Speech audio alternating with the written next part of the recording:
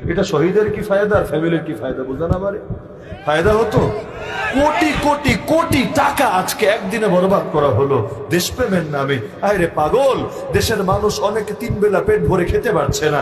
দেশের কত মানুষ ঋণগ্রস্ত হয়ে দেউলিয়া হয়ে আছে, কত মানুষ হায় হায় করে কপাল টাকাচ্ছে কি হবে আমার, কয়দিন পর কি পরিণতি হবে। কেউ কেউ পত্রিকা এমনও আসে অর্থাভাবে দৈন্য দশায় পড়ে আত্মহত্যা করতে বাধ্য হচ্ছে পেরেশানির কারণে, ডিপ্রেশনের কারণে। তো এটা আবার কেমন দেশপ্রেম? তুই ফুল গাছকে কষ্ট দিয়ে ফুলগুলো নিয়ে ডাস্টবিনে ফেলার ব্যবস্থা করবি, কিন্তু এই মানুষগুলোর খোরাকের ব্যবস্থা করবি না। এদের পেটে তুই খাবার দিবি না। পেটে যখন খাবার থাকে না তখন সামনে ফুল আর মালা কোনো কিছুর দামও থাকে না। আর এতই এসকো তাহলে শহীদের কবর জিয়ারত কর। কই কবর আর কই খাম্বার? খাম্বার জায়গায় কবর আছে না? বলেন, যেখানে কবর সেখানে কেউ গিয়েছে আজকে?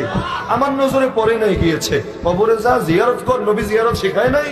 সাহাবীরা জিয়ারত করে নাই? তোর বাপ মা তোর জিয়ারত শেখায় নাই? এত যখন তোর কারেন্ট গায়ে যায় তুই কবর জিয়ারত কর। সেখানে গিয়ে পারলে সূরা ফাতিহা পড়, তুই 3 কুল পড়। এটা শহীদের রূহের উপর, তার আত্মার উদ্দেশ্যে তুই এটা ইসালে সওয়াব কর, সওয়াব প্রেরণ কর, হাদিয়া দে। এটা তার ফায়দা আসবে, তার দিল থেকেও তোর জন্য দোয়া আসবে। কিন্তু কি করে ফাজিলের গুলো এগুলো? আর এর চাইতে মজার বিষয়,